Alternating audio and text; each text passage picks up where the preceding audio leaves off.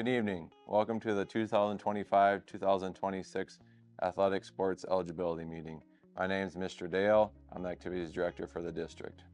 I'm Jessica Hogan. I'm the Activities Coordinator at the middle school. We're excited to kick off our fall season. Things will be done a little differently this year as our floor in the high school gym is being resurfaced, so it'll have a whole new look to it. With that said, this is why we're on camera tonight. Going forward today, you'll be in your fall coaches meeting. Each coach will meet with their teams to go over expectations, kind of the schedule for the fall school year, and then we'll go on from there. The Trojan eligibility process, here's how it works. Everyone has to go online and register for their activity. You can register for all 3 activities at once if you're in 3 sports, or you can go season by season, fall, winter, spring if you're in 3 sports. The process has changed, unfortunately, again this year. You have to go to arbitersports.com to register online. We'll have some paperwork showing you the directions on how to do that.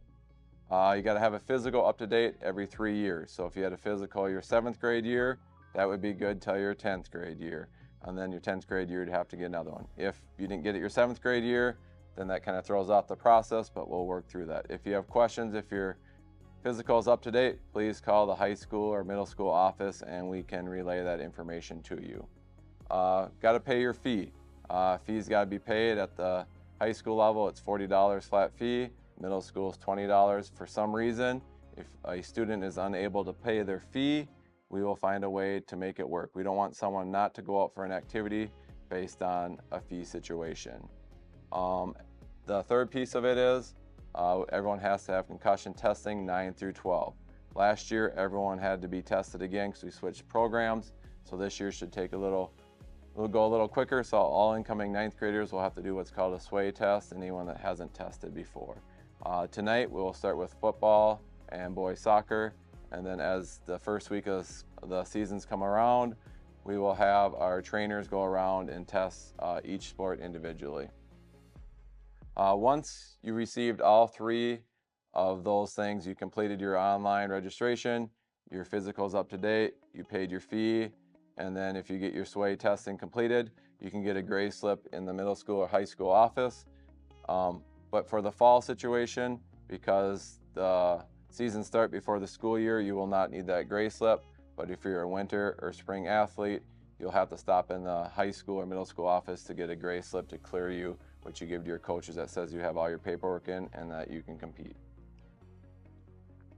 We talked a little bit about it, the online registration. The best way to go do it is to go on our district website, click under athletics or activities, and then it'll say activity registration. Click on that, and then the website to register online will be on there.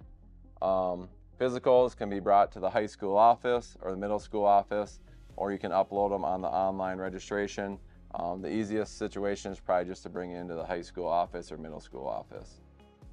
Payments can be paid through the high school office, again, middle school office through cash check. If you want to pay online through our online registration, you can do that using a credit card. We talked about this already, but participation fees for the high school will be $40, middle school will be $20, and then there's a family cap of $200. So no family should have to pay more than $200 to participate in sports. And again, if you're unable to pay those fees for some reason, please contact myself or Ms. Hogan here, and we will work with you to figure out a way so that you can take part in these activities. Sanford physicals, in the past they used to come on site here and we used to do the physicals tonight, but that has changed. On August 6th, Wednesday, you can go to Sanford and you can go through a physical and get that done on that night. They just ask that you call ahead of time and set up an appointment. They will take walk-ins, but they prefer that you call ahead of time so that they know how many students are coming in for physicals. The time for that is between 5 and 7 p.m. and the cost is $35, and they'd like cash for that. Non-school competition and training. One thing I'll say about this, I always use boys soccer as an example. If boys soccer season starts August the 11th, you can no longer play adult league soccer. You cannot do the same sport on a different team during that season. In the past, we've had some violations because students continue to play on the same season on a different team, and then that's a violation. Not only do you put yourself at jeopardy, but you also put your team as a chance to forfeit games. So make sure that we're following those rules. The one exception to that is baseball and softball, but we'll relay that to our baseball and softball teams at that time. Our academic policy. This is 7 through 12. A few years ago, we changed it, so it's all one policy, 7 through 12. Here's how it works. Every 2 weeks, there's a grading period. The teachers or advisors have to put their grades in on a Thursday, and for the following Monday, the 2-week period goes into effect. If a student athlete is failing at that time, they'd be out the full 2 weeks unless they go around and fill out what's called a clearance form, and they give that to their advisor or their teachers. They go around and have them sign off that they're passing all their classes. Once they're passing all their classes, they can take that form, bring it into the high school or middle school office, and at that point they will contact your coaches and us activities directors and let us know that you're eligible to compete. We shouldn't come down to that situation because we are student athletes and the student piece should come first. If we're not living up to that student piece of things, then you're not going to be able to take part in the athletic things. We're student athletes. The most important thing is our coursework and our school piece of things. Extracurricular activities is a privilege. It's something that isn't given to everyone, so we got to do the student piece of things first. Attendance policy, pretty simple. At the high school, you got to be in school by block 3 to participate or practice on that day. If you're not in school by block 3, you're not able to practice or go to that event that night. With that said, there's exceptions to it. Doctor's appointments, funerals, other things. Again, just communicate with your coaches or myself or Hogan, and we'll get that figured out. Hopefully we don't have to deal with this, but if for some reason someone gets put in ISS or OSS, you will be not eligible for practice or play that night. To be honest with you, if you're in that situation, it's probably going to be a longer period of time based on myself and Miss Hogan's discretion there. Strength training. This is mainly for 9 through 12. Some of our 7 through 12 programs take part in this. This is a requirement for all students, athletes to lift 2 days a week per sport. This can be done before school or after school. Each coach, head coach, will set up the time frame, and it's an obligation to be there. It's part of your practice. If you're not there, most coaches will have some kind of consequence for that. A lot of times, if you miss a Monday, we know things come up. They give you a week to come back in and make that up. And Coach Grimius is very good about allowing people to come in at different times to make up that session if they were to miss it. But with that said, it's part of your practice, so you should be there as a team training together. Transfer rule, just on this piece of things, 9 through 12, if you come in as a 9th grader and you move to this district or anytime after your 9th grade year, if you move from a different town to Worthington, please come see me, and we'll have to fill out some paperwork through the Minnesota State High School League to make sure that you're eligible.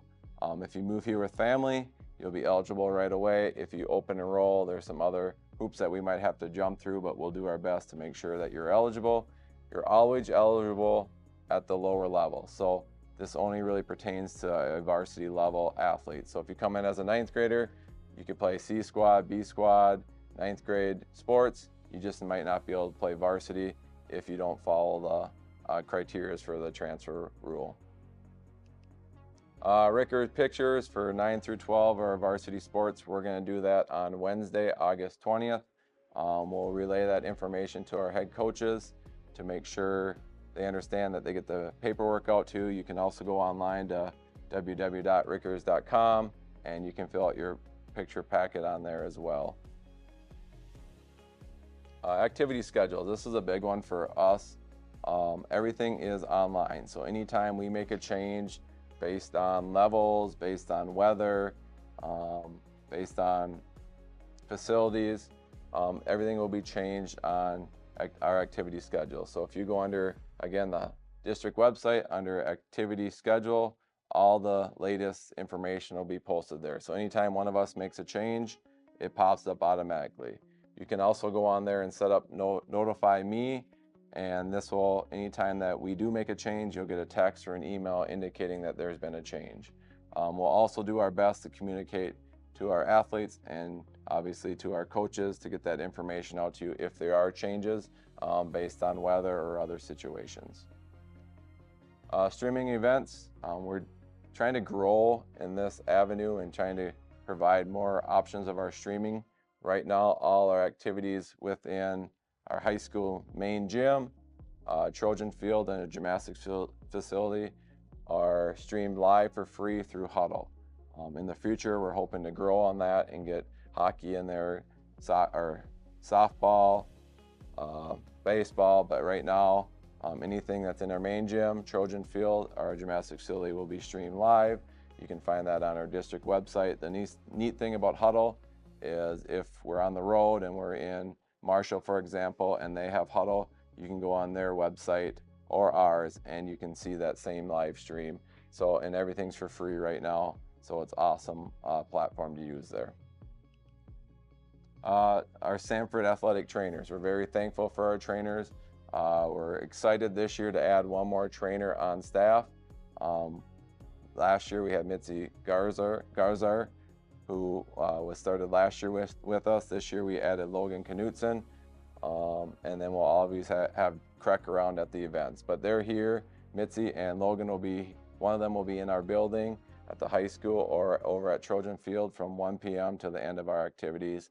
And then Kreck will be on call and will be at our events. So if something comes out, we urge you to go to them first before you reach out to others. Go to them, let them diagnose things, and then they'll tell you where you need to go from there. And then the last thing, probably the most important thing here, is our sportsmanship of our students and our spectators.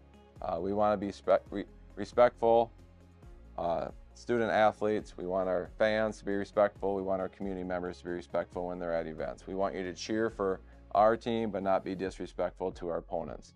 We also want to be respectful to the officials. We all understand people make mistakes. Officials are going to make wrong calls at one time, but we got to respect what they're doing. Each year we have less and less officials and it becomes harder and harder. So we need those officials, and we need to stay positive, and we need to set a good example for our student athletes. With that said, we want you to cheer loud in our student sections, but be appropriate.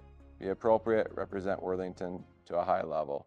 And the last thing is clean up after ourselves. If that's on the bus, if that's on the road, around our benches, if you're a fan in the crowd, pick up garbage around you, get it in the garbage can, make sure everything's put away. It's not our custodians or our opponent's custodian's responsibility to clean up after you. So let's just show good sportsmanship as a student, as a fan, as a community member, as a parent. Let's represent Worthington in a positive way. Go Trojans.